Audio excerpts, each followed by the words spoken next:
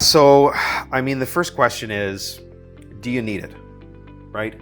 What's missing from your current stack that you want to make that change, right? And if the reason is valid, then it's obviously, let's walk you down that path and what it's going to look like, right? What disruptions are going to take place? How much disruption is there going to be?